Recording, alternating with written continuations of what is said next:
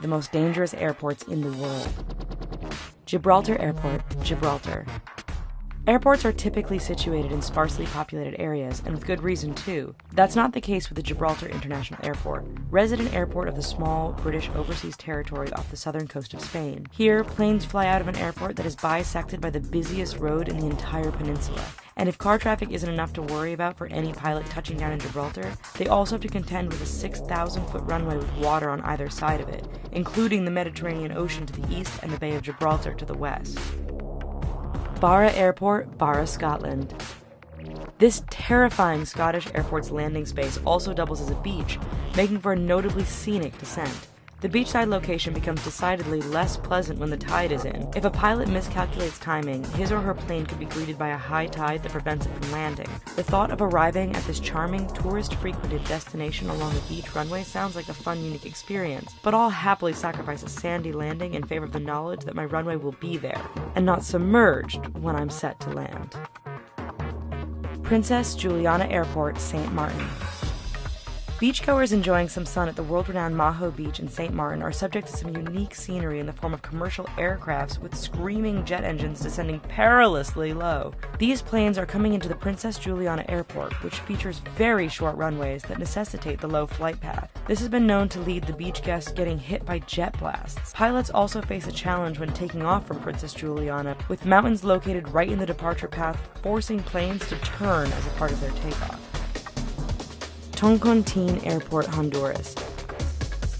In May 2008, an Airbus A320 overshot the infamous O2 runway of Honduras' Toncontín Airport, resulting in 5 deaths and promoting a runway extension in 2009. Even after the extension, O2 still reigns as one of the shortest commercial jet runways in the world at 6,112 feet. To put this in perspective, LAX runways are nearly 3,000 feet longer.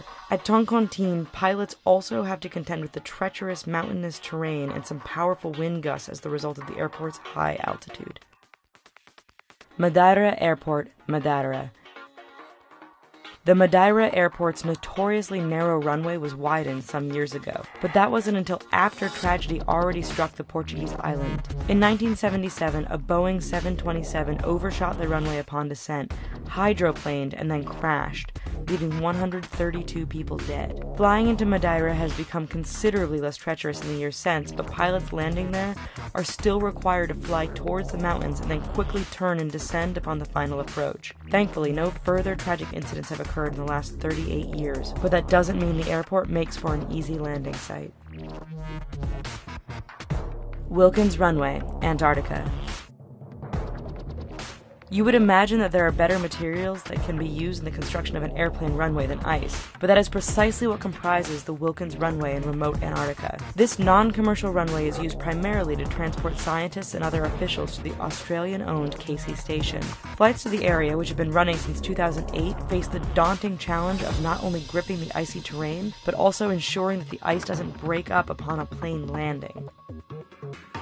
Haichi Airport, China.